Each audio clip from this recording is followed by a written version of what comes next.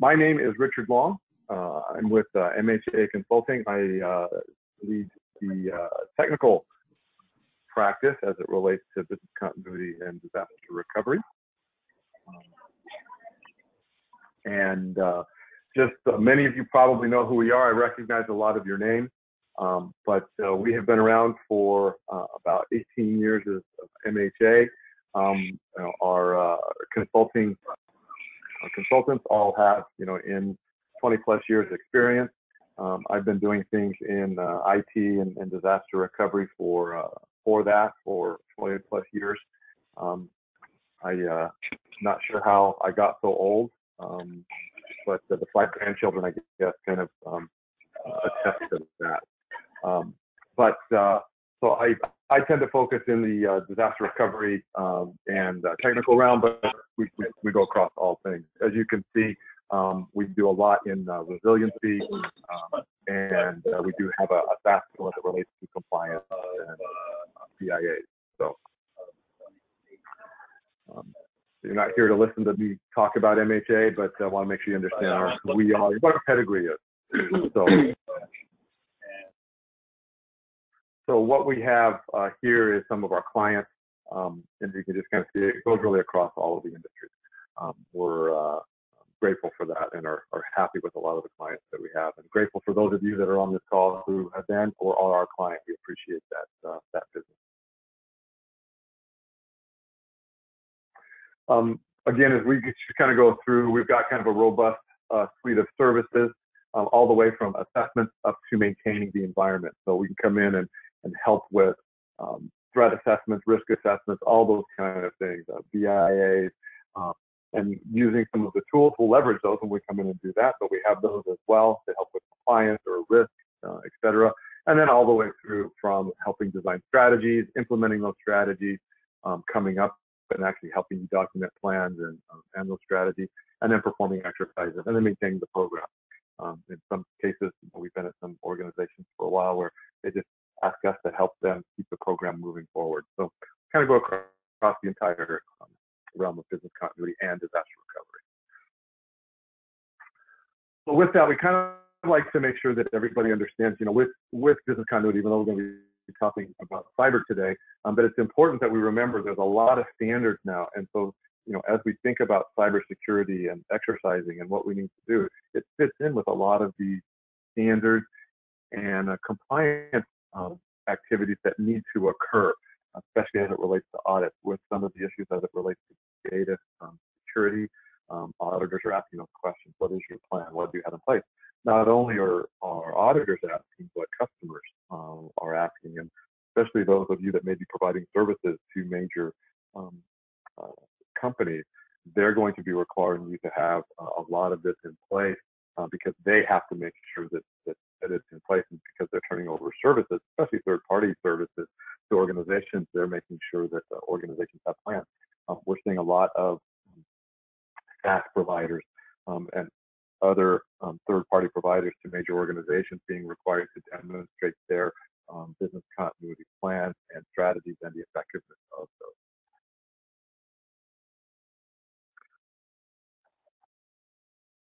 Any questions or comments kind of around MHA or anything like that before we kind of jump into the details of it? All right, I'm going to be muting the everyone kind of going forward, and then I'll take us off mute when we kind of have a pause. If you do have a question though in between while you're muted, please feel free to jump in and enter a chat. We'll be happy to do that. My colleague, Catherine Janalis, our Director of Operations, is on this as well, so she'll be monitoring that and can make sure she hits me if I'm missing something. So at any point, please feel free to throw in a comment that I'll throw to everyone, or a question. So what we really want to talk about today is the cyber exercises. So if you potentially interacted, we did a disaster recovery exercise presentation several months ago, I believe in September. Some of the things that you're going to see here are very similar because exercises are exercises. So some of the concepts are the same, and what we do needs to be done similarly. But there are some specifics around cyber that we do want to talk about. So hopefully it will kind of throw some additional insight or some thoughts that you might have. So we'll talk a little bit about scope, participants, types of exercises, how do we go about planning, managing, and then what do we do with them, and maybe some subtleties as it relates to that.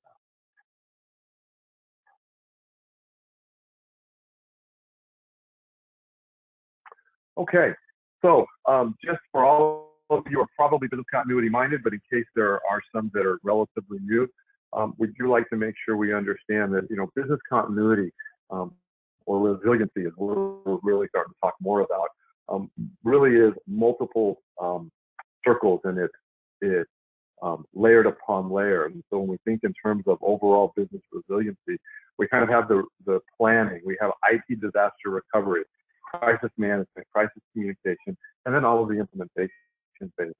So it's all built upon each other. They're not separate, but they're integrated.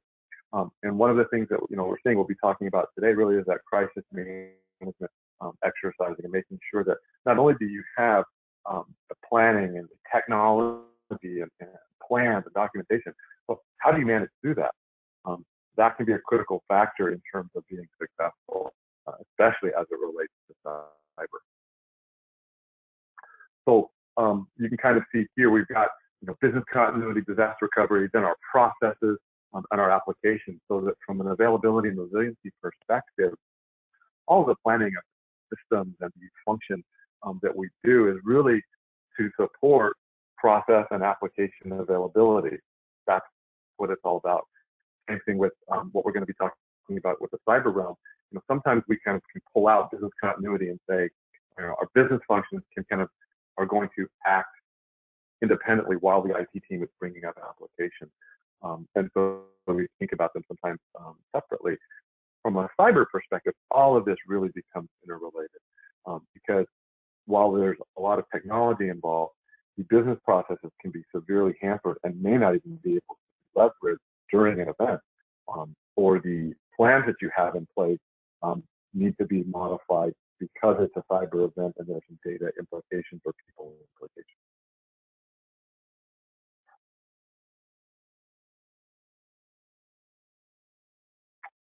Any questions at this point?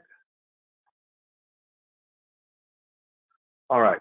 So one of the things that I'm sure you've heard, if you've heard me speak at all or heard us, is the idea of it's not if but when. And I think this cartoon that really came from Trend is a good one, right? I'm grateful we've never been targeted. On the other hand, I'm insulted that nobody thinks we're worth the effort. That actually is funny, but it really isn't true anymore, because everybody is actually worth the effort. There are attacks going on all of the time, and no company is too small, and obviously no company is too large. I actually went to lunch with a childhood friend of mine who owns a small business, a sign company here in the Phoenix area. And when we went to lunch, he said, I wasn't sure if we were going to have to cancel. We're right in the middle of a ransomware. Somebody was able to get in and attack their financial system. And so they were working on getting a backup restored and getting that taken care of. And this is, it's a smallish sign manufacturing and provider, and anybody's looking to get it. So it really is anybody's going to happen. So if you haven't been targeted, you probably have. It just hasn't been successful. So similar to any other planning, right? We've got crisis management that needs to be in place. What are you going to do to manage? What plans are going to happen? What team needs to be there to manage the overall event? And then there can be sub-teams to that.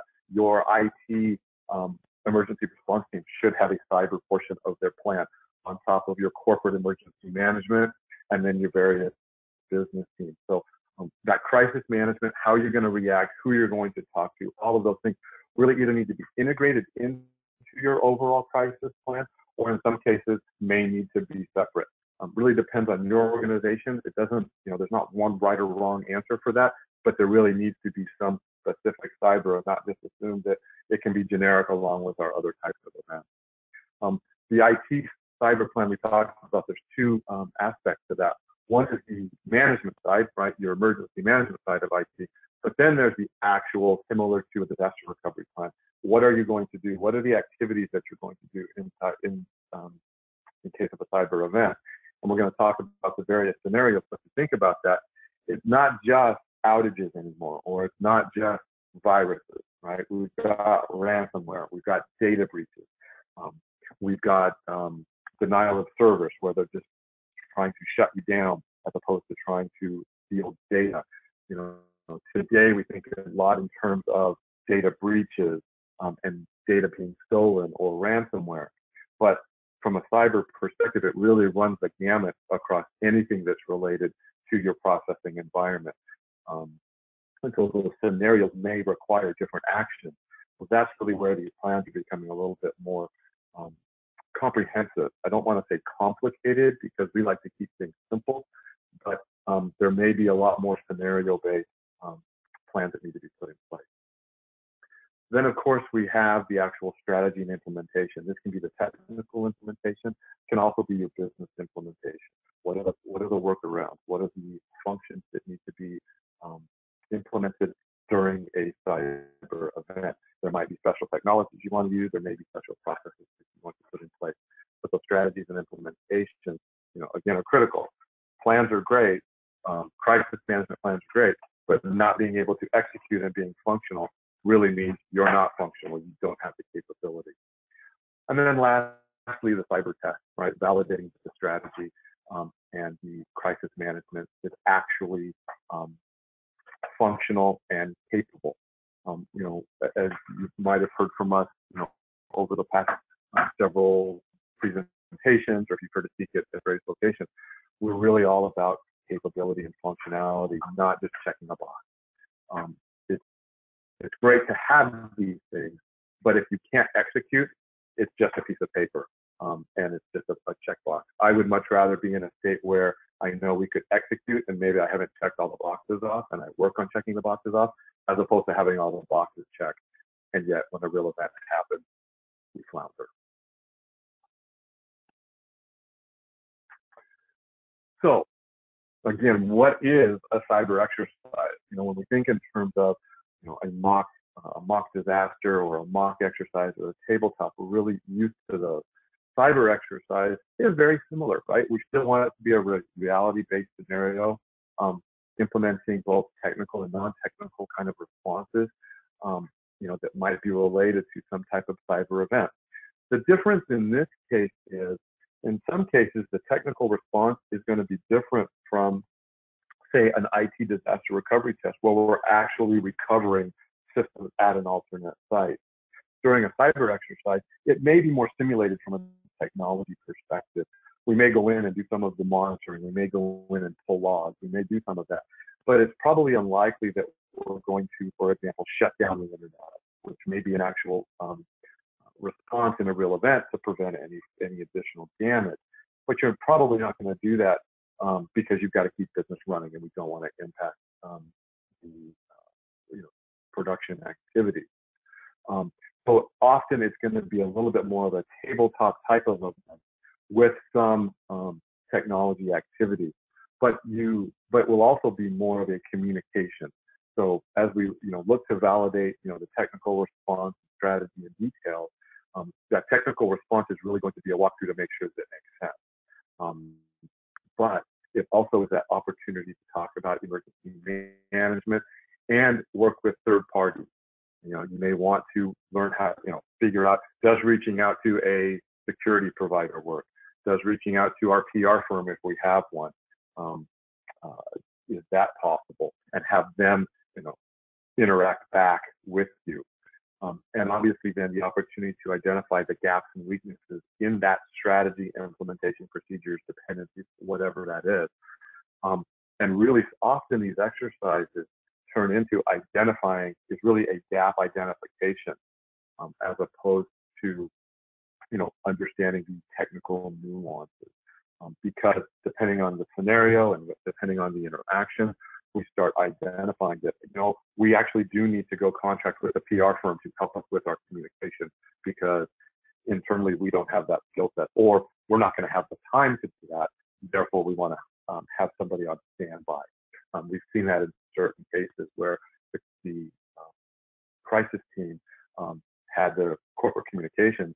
Well, they've had so much time trying to draft internal communications with people and maybe some of the critical management team or vendors, that they didn't have the time to actually come up with a public statement. And so they decided that let's contract with a PR firm that we've used for other things and make sure they're available to help us with these. And so then they started bringing them in. So these exercises really identify the overall management. Any questions, thoughts, disagreements? Those are always good, because you probably give something that we may not have thought about. Maybe the other thing as we think about on this Saturday exercise is really, this is an opportunity, and often the most important thing is the interaction between the various groups. And we'll talk more about that in the planning. But often, our business continuity exercises are with the non-technical team, right? Let's go look at what our BCP plan. And then the IT disaster recovery is the technical guys go off and they recover systems. And then there's a little bit of overlap depending on what we do. If there are some systems that are recovered in the BCP exercise, or there's some testing that goes on. But it often is not integrated. I can tell you that those organizations that integrate those have some, very mature and some wonderful exercises and learn a lot. We actually just did one with an organization that we learned a lot, and it went very well, where the first part was a DR recovery, and then following that, we did the overall business continuity, and it went very well, and we had a good time, and it was a great opportunity. But in the cyber breaches, this is really the opportunity to bring people together, because now you can really see where those gaps of communication or those gaps of understanding lie between non-technical and technical staff. This is a typical message for us as it relates to exercises, but I think in a cyber, it's even more so, because often, because it's more of a tabletop type of event, and it's more of a scenario-based, as opposed to, hey, we actually could recover our systems, or we were able to get a backup back from a ransomware, for example. Those typically don't occur as often. That this exercise is really not either successful or not successful. It's a continuum, and so it's not binary. Success in our minds, in any exercise, especially as it relates to this, is not about being perfect, but it's about being able to react appropriately, no matter how many issues or wrinkles occur. We expect, and in fact, we hope in these exercises that there are issues identified, there are gaps identified. To us, finding those and being able to then go work on them and remediate them is success. Also, the additional training and knowledge is success. Where we think in terms of, where people will come back and say, any issue means failure. Well, what that ends up driving is either reducing scope or not actually documenting what actually occurs, because we want to say it was a success. It actually turns into more of just a checkbox. And the organizations that we deal with that say these were a success, we don't have any issues, either the scope was too small or people didn't report what actually happened.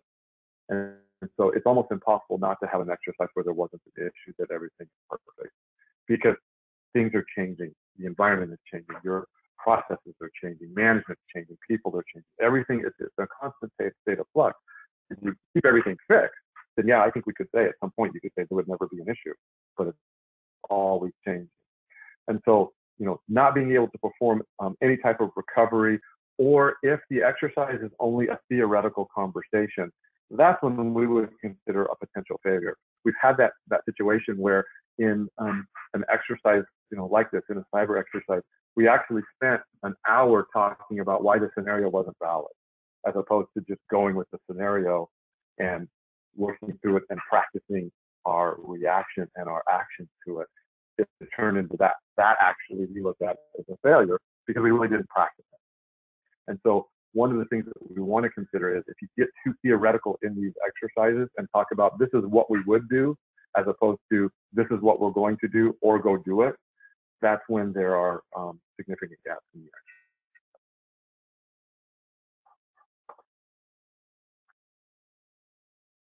Are there any questions? And if anybody has gone through an exercise and they found something that worked or was a challenge, please feel free to jump in and provide that feedback. Always like to hear what you all have experienced.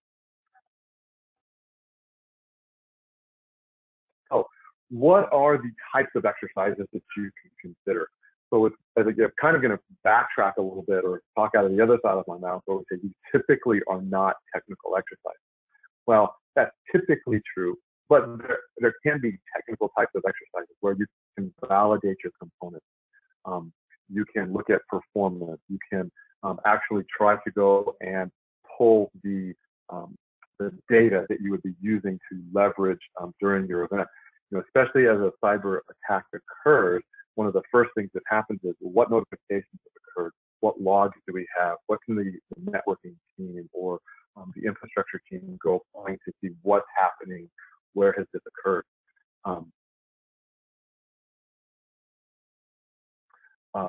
And so having the technical team practice that outside of the other events can be very beneficial. We do have a question that came through that asks what emergency management processes have you seen used to manage the event? Not the technical, but the overall emergency management. And I will talk about that in just a second. So thank you for jumping into that. We'll make sure we answer that question. We're going to get to that in just a second as one of these exercises. The second type of exercise is kind of in the non-technical world. What are the functional impacts? What would happen in an event if we had to shut applications down? That might be similar to a business continuity event, but it also could be a little different because there could be no access to any system. And so you might be having to run completely manually, for example. So understanding that the internal and external communication is going to be really important within those non-technical exercises. And again, focusing on the business unit or the non-IT unit, as opposed to the next type of exercise, which is really the organizational management for crisis management. And so with that, we'll talk a little bit about the question. This is really about the overall management of the event. This may or may not include some of the technical team or some of the line level business team. This can be at the highest level over an organization. So you may want to consider, your corporate crisis management team having an exercise just to see how they would manage through, or integrate that in with your overall corporate crisis management team, and then with your lower level crisis management team, whether that's your IT emergency response team or department team or operational crisis management team. And it's really about managing the event, not really executing anything, but coming up with the communication and the responses that are going to happen, and looking at the potential impact, people impact, business impact, what would happen if you had to shut certain operations down, et cetera. So when we think in terms of these management processes, that are used to manage the event, one of the things that we typically see, and we'll probably talk about this later, but to jump into this, is really leveraging your overall, the similar tools that you have for a general crisis management event. This is where having tools that are outside of your environment, if you have to shut some applications down, you don't want to be dependent, let's say, on your internal communication devices. You may need to have external communication processes, whether that be like a GoToMeeting. You want to have fast provided web meetings. You may need to have externally provided voice, or make sure that you can leverage cell phone usage to manage through the communication, outside texting. One organization that we talked to, we were talking through this because they're a VoIP solution. And so, the question we had was, well, what if your VoIP is down, and what if you can't use it for whatever reason because of an attack? So they looked at getting just a couple of lines that were going to be outside that crisis teams or other teams could be used. While those are some technical components to consider, it's really part of using that to manage the event. The other piece, kind of from a process perspective, is in terms of your other your other exercises, your other plans, is really having a formal process flow to follow. One of the things that we like to look at is like an API process, and making sure that you have kind of a formal methodology to go through for your analysis, your action, your implementation, and evaluation. So really encouraging the team to have a disciplined approach in doing that. So those are a couple things. We'll get into a few more. Are there any other questions or comments around that? Hopefully that helped a little bit in that that question. If I didn't hit that, please jump in and kind of clarify or ask me to go somewhere else, and I'll be happy to do that. The other thing with these exercises is including third parties. And with cyber events, this is going to be especially important. Law enforcement, security, communication firms, insurance, all of these parties become much more important as part of your exercises. Because law enforcement will want to be involved and probably need to be involved, they have actual resources that not only that they can use to consult with you on how you should behave, especially as it relates to things like ransomware, or anything else, because these tend to be crimes. So they're going to want to get involved to try to help and try to provide the law enforcement side of it. But also they have resources that they can leverage, especially as you get into the federal law enforcement, and even some of the major metropolitan areas have cyber task forces that can help in the analysis and in the information. Your security third parties, your security consultants, etc. They are ones that you'll probably want to pull in. The IT team probably has a lot of those. But one of the things that we find in terms of when we think in terms of law enforcement, security, and communication is we think in terms of cyber, in terms of data breaches and ransomwares and viruses. But one of the things that can happen is it can actually be a physical problem. It's still a cyber attack, but if somebody is able to take a flash drive and get data on it and pull it out, while that may be, we don't think about that in terms of cyber, I throw that into a cyber type of attack because it's electronic data that's leaving your environment. So there could be some security, physical security that needs to be put into place. And with any types of the event, there may be physical security that has to be taken care of, especially as it relates to evidence. You might be pulling drives, you might be storing data on certain flash drives or hard drives or things that are going to be leveraged for further analysis to be provided to law enforcement.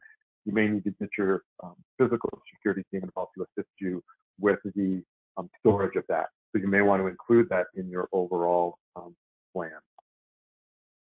And then kind of taking all of these and then pulling them together for a major exercise. So, where not only you're doing a high-level crisis event, but you're including what would we do from a natural business event. Let's have them execute their plan. Same thing from a technical view. Any further questions or needs on that? So we've kind of gone through some of this, but I did want to talk about these various scenarios because Richard, one of the things that we can do. Yeah. You have a couple of questions in the chat window. Oh, I do. Okay. Sorry. Oh, I didn't go down. I'm sorry.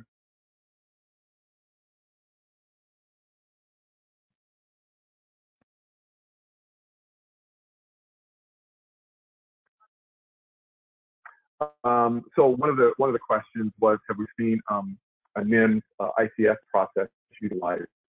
In some cases, yes. I guess short answer is yes. We've seen some of that, but not a whole lot. Some organizations are looking to leverage that process, but many are not ready to go to that level.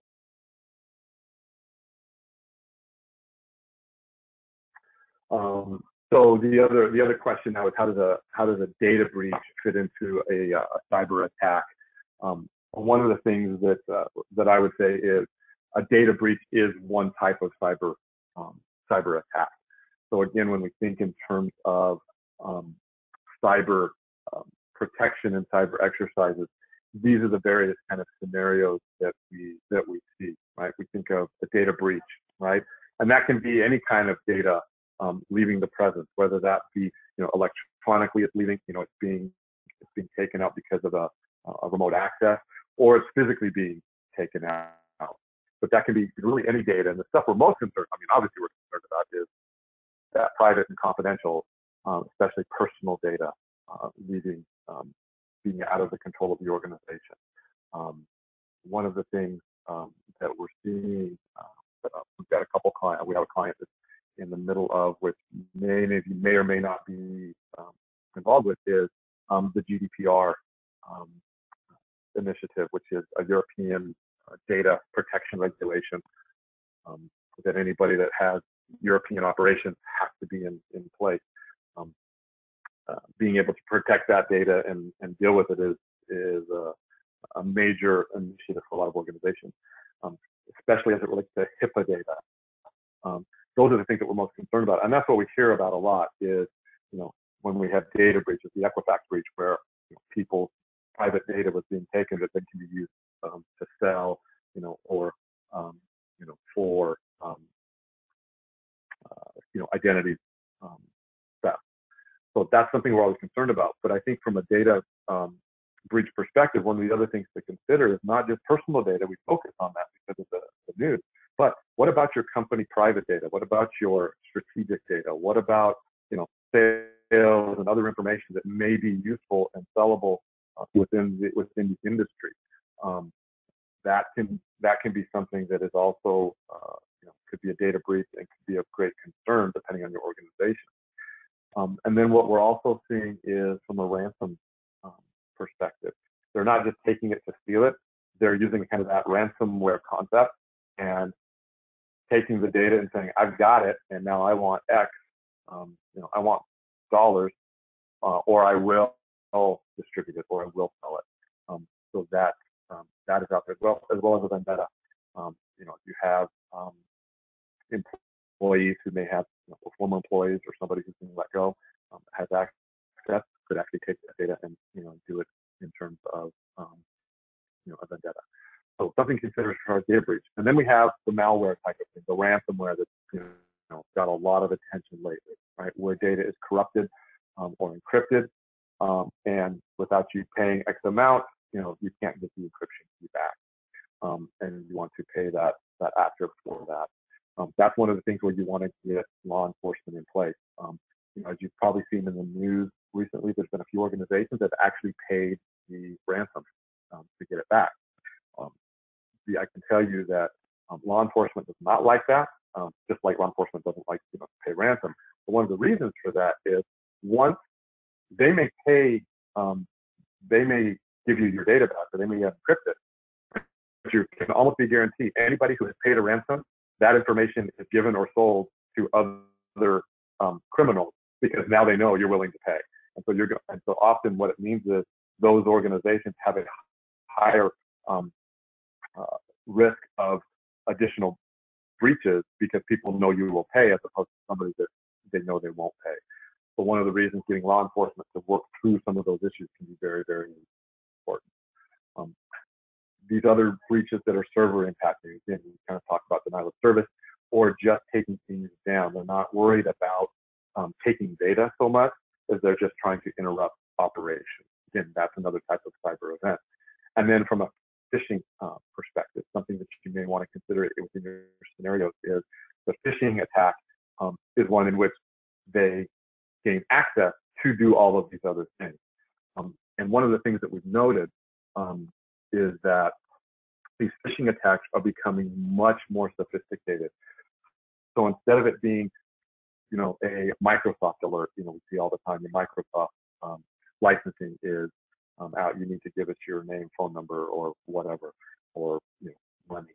What some of these actors are now doing is they're getting onto your public website, they're scraping that off, and they're starting to make a lot of these things look like your support team communications or your support team tickets. So if they're able to get support type of ticket information or somehow get access and see what your internal systems look like, they're now making those phishing attacks look like your website. So it's much harder for people to look at it and go, why would Microsoft be sending me something? I have my IT team that does all of that. So it's easier to determine, as opposed to now it looks like your IT support center has sent the email, or they have sent their a link to a web page, but it's an actual phishing attack that's now allowing people to get access. So those are becoming a lot more sophisticated. One of the other things just to note, even though we're not, you may not deal with this from an exercise perspective, is the cyber attackers are now using artificial intelligence to do the attacking, because artificial intelligence is being used to thwart attackers. Well, so now it's AI versus AI. For those of you that are maybe a little bit older, I was laughing about it, thinking it's kind of like Spy versus Spy from the old Mad magazine, of going back and forth. So a lot of those things. So within your scenarios, it is important that you kind of mix these things up and don't just look at what is the attack du jour. What have we just learned about? Might be important to do, but look at what's actually the risk to your organization. What would you be most worried about? Do you have maybe you've had some phishing issues in the past, and so you want to kind of include that to see how you respond, because that could change what communication you do. Hey, we've got some phishing attacks. We've got to get some things out to our organization immediately, or maybe change the way you do that. Or it's a virus issue that's going to be the biggest issue because it's stopping your operation. So looking at what your risks are, what maybe you've seen occur in the past, just to practice through that, is something to consider in your scenario. But mix them up. Don't just do a data breach every single time. Do a ransomware one time, do a denial of service another, maybe a data breach that is more of a confidential data versus a personal data, those types of things. And then from a planning perspective, don't think about this in terms of fixing everything before the event. And that's just a comment. You should be planning for the cyber, not trying to come up with, let's go fix all of our gaps that we've identified. It's fine to do that, but that's not what the exercise is about. Again, the exercise isn't about making sure that everything is perfect. It's making sure finding the things. So I'm always of the opinion, if you're in the planning phase and you find a gap, great, fix the gap, but you should note that gap as part of your result, saying, as part of the planning, we identified this gap and we fixed it, as opposed to just saying there was never an issue. I'm going to kind of run through this pretty quick because there are a couple other things I want to make sure we get to in our time. But I think one of the important things that we talked through is, right, as we talked, just determining the type of exercise, mixing it up. Don't just do the same thing over and over. Make sure there's buy-in from management, from the top all the way down. That's one of the most critical things you can do for a cyber event, is getting management buy-in that this really is important and it's just not checking a box. And then going through and doing everything else that you would do for any type of other exercise. Ensuring that there is no production impact, as we talked about. Especially as it relates to this, if one of your, as I said, I think a good example is if one of your actions would be is to shut systems down. Let's make sure that if you are going to simulate that, maybe you would simulate that in a development plan. Hey, we're going to go shut X, Y, and Z down as part of that. Well, let's make sure that you know exactly what that process is so that somebody doesn't make a mistake, especially in this day and age where so many things are virtual and it's easy to get mixed up. And all of a sudden, we've now shut down production. I want to make sure that that doesn't occur. Or, you may decide that we really do want to see what is going to happen when we shut it down. And then that communication obviously needs to be clouded. You figure out at what level you're going to shut things down. really being able to identify those potential roadblocks, that may kind of stop the exercise. That's kind of an important thing to do. If it turns out that there are some critical people that need to be involved and they can't be there, if in a cyber event, that's probably less of an issue because there's probably less technical things that are going to get in the way, but something to kind of consider so that you don't go through all of this and 15 minutes in realize exercise has to shut down because of whatever. One of the things you may want to consider there is projects that are going on or activities that are happening that may end up pulling people away. And then organizing your resources and developing that schedule. I think from an organization perspective, we do that in all of our exercises, but the third parties, that's really where people need to spend a little bit more time because there's going to be coordination there. If you need to go to law enforcement, you're going to need to get to them well ahead of time to make sure somebody can be there, as opposed to, a couple days before saying, hey, we're having an exercise, can you get somebody here? They're going to want to plan that out. There's probably certain individuals that schedule that out. Also consider, what level of those third parties. Do you want to have law enforcement? Is your exercise going to be one where there's going to be some type of physical requirement? And maybe you're going to, include your physical security team. Maybe there's a need to include other first responders. Not just having general law enforcement, but maybe you actually want to have the fire folks come because there's going to be some type of panic, or as part of that, there's a health issue that's related to that cyber attack because of whatever you want to include in your scenario. Adding some of those expanded potentials can be insightful, and it can make it more effective. And then develop your people schedule. Understand who's going to be there when, who backups are, just so that you can keep things flowing along as well as possible. The general types of things, but I think the buy-in from management and the third-party resources are really, really critical.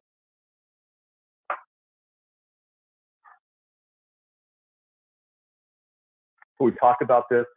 Just kind of want to make, call this out a little bit more from a law enforcement. We talked about the local law enforcement, but potentially the federal law enforcement. You may need to get Homeland Security, depending on who you are. They may need to be involved in that as well. Your insurance company, that's probably one that sometimes people think about during the exercise, but they don't think about including them. And one of the things we find is they would love to be included because they may find something. I shouldn't say they may find something bad, but they may identify some things that would help you in your process. One of the things also that, as part of the exercise, and it's good to have them, is they're going to give you insight on what you have to do to ensure that your insurance policy will be enforced. For example, you probably all know this, but there are certain notification requirements in most policies as it relates to cyber. And if you don't meet those, you're no longer eligible for that policy. And we've heard of cases where people have kept things secret because they didn't want to get it out. They didn't quite know how to respond. And then there was they had a need to make a claim, and the insurance company said, you didn't notify us in the appropriate amount of time, you can't have a claim. So including the insurance company, however that is working, can be important as part of that exercise. And maybe you only do it in terms of remote and say, hey, we're going to be doing an exercise and we're going to be notifying you of this. Can you have somebody available? You may want to have them on site because they might have some additional input or insight to include. But we talked about the security consultants and partners. If you don't have those, you may want to identify some. And maybe this is a way to test them out and say, hey, we're going to be having this exercise. We're looking to, to find some partners to help. Would you be willing to come out and participate for an hour to do that? Something like us. We're not a security firm, but we'd be more than happy to do that. Spend an hour if it's something we may be able to help you with, or potentially get a contract with you in the future. And then your technical partners, your IT team may want to include your infrastructure teams, your monitoring teams, if you're using an external monitoring firm, et cetera. And then we talked about kind of PR and communication firms. Having those people who are experts at this is often really important. While we're good at our job, this cyber type of thing and the impact on how we communicate, when we communicate, to whom we should communicate. Some of these third parties are really, really helpful because they guide you and they can help make those decisions, especially as the environment is changing because they've been through it. Doesn't mean you have to have them on retainer. It just may be that you know that you're going to call them in during an actual event and then pull them into your exercise. That can be really critical. Any questions? I don't see any coming through.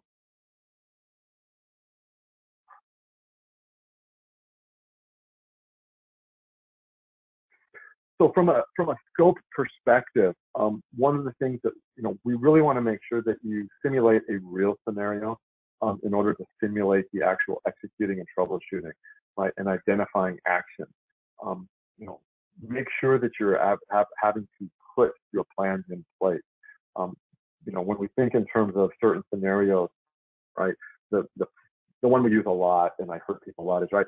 You should never use the zombie apocalypse idea, or you should not use, some type of crazy movie event. Now, some movie scenarios may be appropriate from a cyber perspective, but it shouldn't be, let's make it fun. It needs to be real. Because if it isn't real, you don't get the level of adrenaline that can happen. When it is real, all of a sudden people start thinking this could actually happen. And so if you know that people can, if you're an organization that allows a lot of personal internet use, then a phishing attack might be appropriate, or a ransomware may be appropriate, because that's real. The risk is there, and so you can come up with a scenario to say, and Jill in accounting during her lunch break, is what ended up happening was she went to a site, clicked on a link inappropriately, it downloaded, a ransomware, it got in and out. You can kind of take that everywhere, and that makes it real to people, as opposed to, the zombie apocalypse idea, or it was some crazy example. It doesn't mean that it doesn't need to be complex, or it might not be something that you think about, but making sure that it can be explained and there's kind of a backstory. That's one of the other things that we like to do, is make sure that you can explain how things happen, not just say, we've had a ransomware. So be able to explain how that occurred. And so have that plan. You may need to use your technical team or others, or maybe even law enforcement, if you're going to use them, and give you a scenario. Hey, this is what we've seen in another organization that they weren't prepared for, and you can leverage that in your role.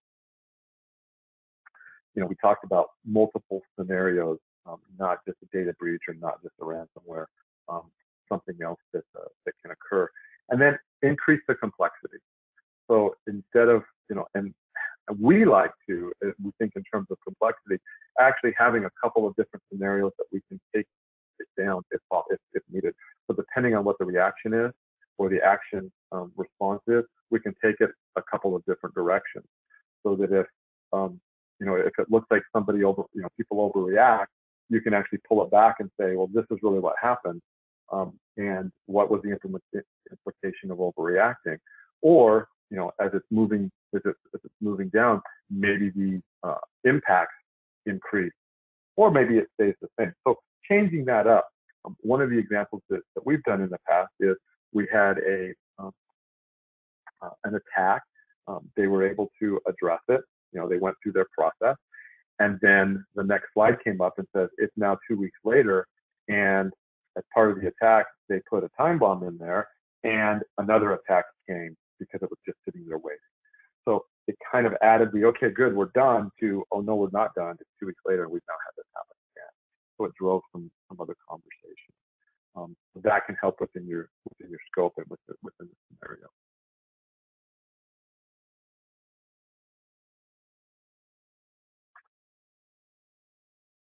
I think we've talked through this well enough. All of the various levels you're going to want to include in there.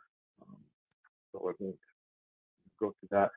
From an exercise execution perspective, the real issue needs to be make sure it's disciplined approach, as we talked about. Make sure you have a good methodology, whether that be the NCS ITS or one other process, or within your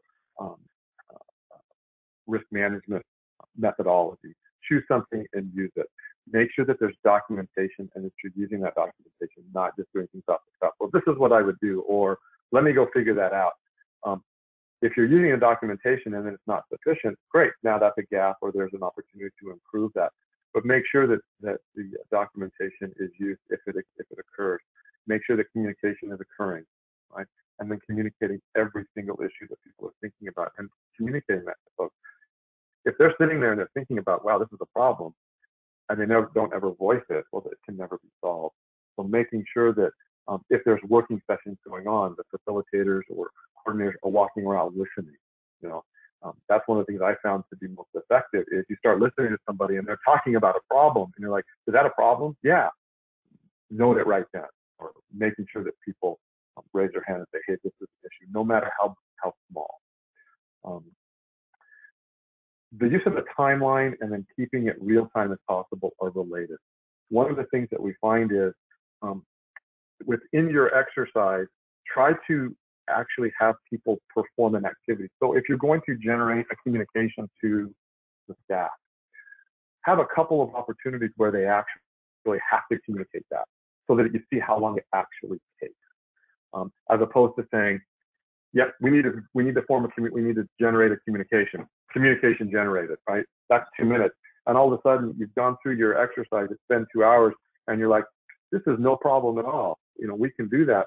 When in reality, if you had gone through several of the steps, you would have realized, well, it took us a half an hour just to generate that communication and get it approved. And now you're 30 minutes in while somebody else is doing something else. And then, you know, the next thing or the next thing, or, you know, simulating again, if you have to shut down access to something, or maybe do that in dev, see how long that takes. One of the examples that I like to use, we had a client where we had to relocate from one location to another. And in the previous exercise, we did that. They said, okay, yep, relocated and moved on. Well, and I said, how long do you think that'll take? And I say, oh, well, given where it is, we should be there, you know, within 20 to 30 minutes. I said, okay, so that's what we noted. The next time we actually relocated, it was an hour and 15 minutes before the time we left the building to the time everybody was back into the new location, set up, ready to go. And they all went, wow, that's, you know, twice as long as what we anticipated. And people couldn't find it. And, you know, it was just on and on and on. And so actually doing it in real time really made an impact. And so they realized that, and then we did the same thing. It's like, okay, generate the communication. What they said would take 5 minutes took 30 minutes. So especially in a cyber event where time can be everything, doing things in real time can be extremely insightful.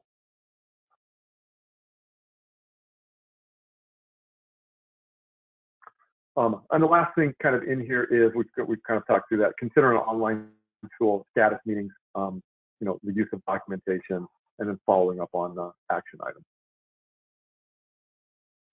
One of the last things I think I'd like to talk to you about is from an exercise perspective. Instead of thinking in terms of a large exercise, think in terms of maybe component exercises, and then even have short things within staff meetings. Hey, we're going to do a quick simulation on what we would do, you know, a department would do, or, you know, what we're going to do as, you know, if you have a larger group together. Hey, we'd like to do just a quick cyber exercise on this is what's happening. What would be your first response? Just to get people to think.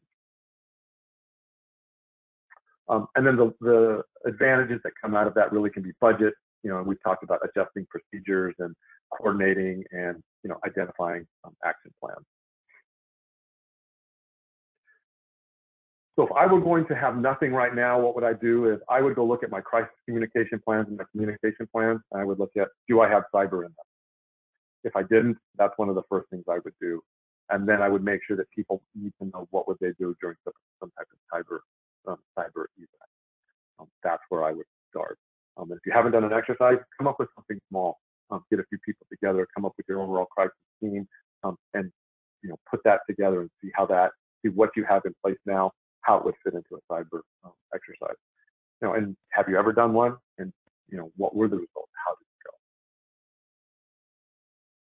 And we talked about if. It's not if, but when. So that's really all I've got. Are there any questions? Richard, I just wanted to kind of circle back to John's question from a little bit earlier about the emergency processes being used in general. Do you have just a couple of words you want to say about that?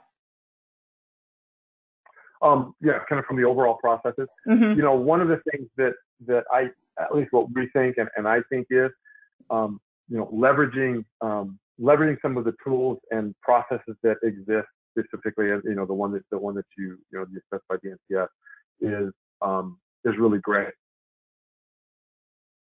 I'm just looking at, it looks like you got a response.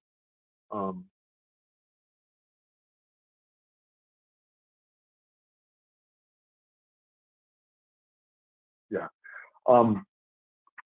I think to clarify what John's question was really around, you know, using that NIMS ICS or, you know, Homeland Security exercise and evaluation form for their process. The short answer is, I know some people are. Most of the organizations that we deal with are not. They're not using it. There is some advantage. I've actually looked at it to try to integrate it into some of the other crisis management responses, again, to keep things consistent. And that was really going to be my message, is what we would look at is whatever you do, trying to keep it the same, and the response and the exercises for whatever your crisis event is, as consistent as possible, rather than having separate processes for cyber and separate processes for natural disasters and separate processes for this.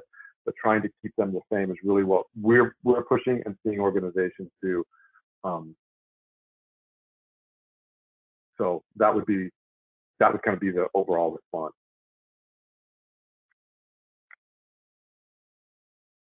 Those are really good, by the way. So when I say that, I'm not disparaging what Homeland Security has. One of the things that we find is sometimes those things, kind of like ISO, can be very extremely comprehensive, and sometimes more than is easily put in place.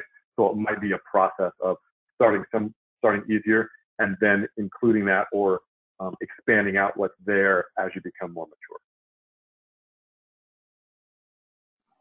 Rich, just one last final quick question from the audience was if we have seen clients successfully integrating federal law enforcement into these kinds of exercises. Yes, actually we have. We actually, and I can say this because I was, not only were there folks, have I heard of people doing it, we actually we were facilitating an exercise with a client recently that included the federal, the local FBI, and they were there, participated, and provided some insight. And then they were actually the ones where they said, "Hey, we've got some of these additional resources if you need to do that." So yeah, we have seen that, and I'm sure it kind of depends on the local office and who's there, on how their time and everything else. But I have found, I have a couple of law enforcement friends who have been involved in the community side of it, and every single one of them has said, "Please tell your clients, call us. We want to participate. We want to be there. We want to help." It actually makes their job easier. Plus, it does make it easier because you get to know who they are, and they can actually tell you what their process is. I think that's one of the great benefits that come from including them, is they want to be there, and then they will tell you, this is what's going to happen when we show up. And that really helps you either put plans in place or processes in place for when law enforcement shows up, and what their responsibilities and their authority is, and how you need to respond. One quick story about that. My friend, who is a police officer here in Phoenix, told me, we think in terms of the person in charge is going to deal with law enforcement. Law enforcement shows up, they're in charge, and they just find the first person that they can start dealing with, and they start giving direction. So it was really insightful to hear him talk about that and say, okay, we need to make sure we understand what his thought process is, because then we had to kind of change that to say, if this happens, the first person, you're helping it, but you immediately say, this is who we think you need to talk to. And that helps smooth over that process. Yes. The question, would you recommend that you contact the local office? Yes, I would contact your local federal, so if you have a federal, like an FBI office in your location, contact them and say, this is what we'd like to do. They will almost always have a cyber or a community officer that they will get to you and can coordinate with you. Also, your local police or fire, obviously you can contact them if you don't know, and they can provide you with the federal assistance as well because they're so tied to that. You could also consider your county, depending on if you're in a smaller location. You might deal with your state police, if that's what you have, or your sheriff's department.